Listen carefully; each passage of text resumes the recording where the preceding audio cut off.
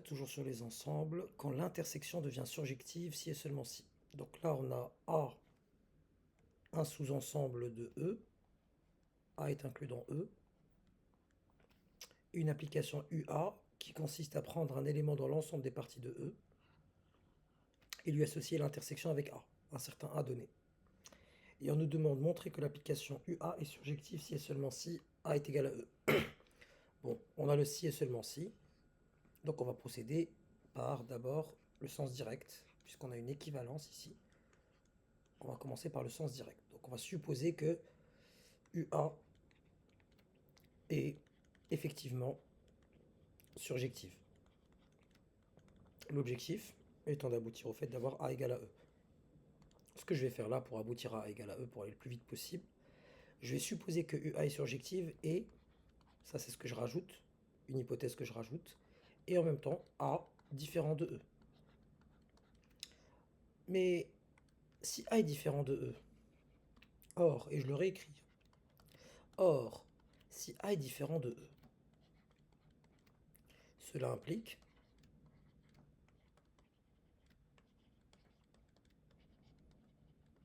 que,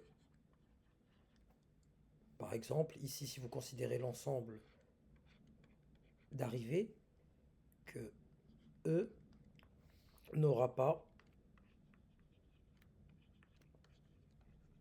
d'antécédent. Pourquoi, vous me direz-vous? On va l'expliquer.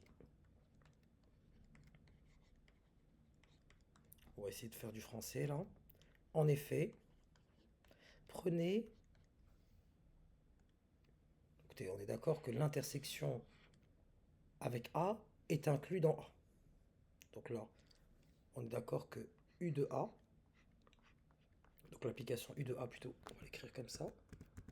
U de A, donc pour tout X, pour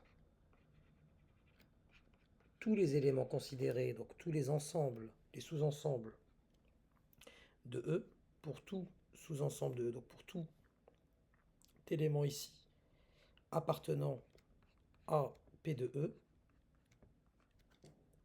on a,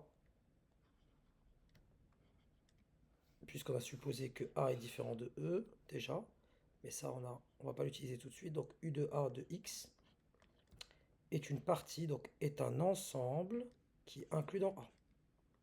Mais en considérant ici que A est différent de E, ça signifie donc, puisque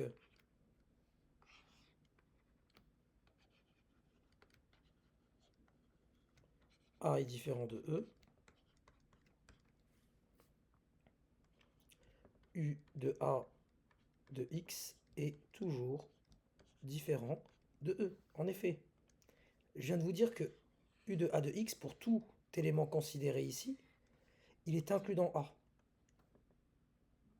Il est inclus dans A, mais ce A-là, par hypothèse, ici que j'avais rajouté A différent de E, A est différent de E.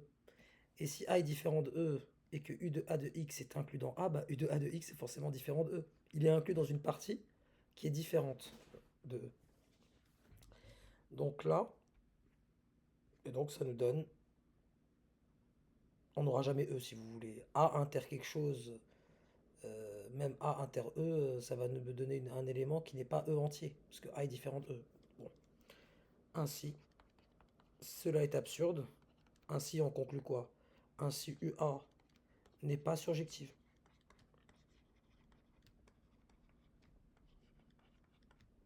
Mais il y a un problème ici.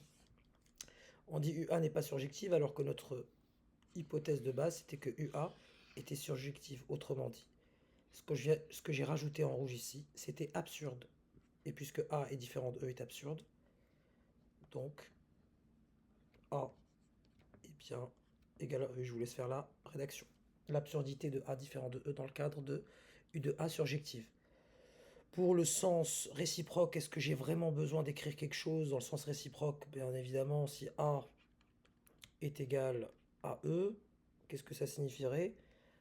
Tout simplement que l'application deviendrait X on va lui associer X inter E, c'est-à-dire lui-même.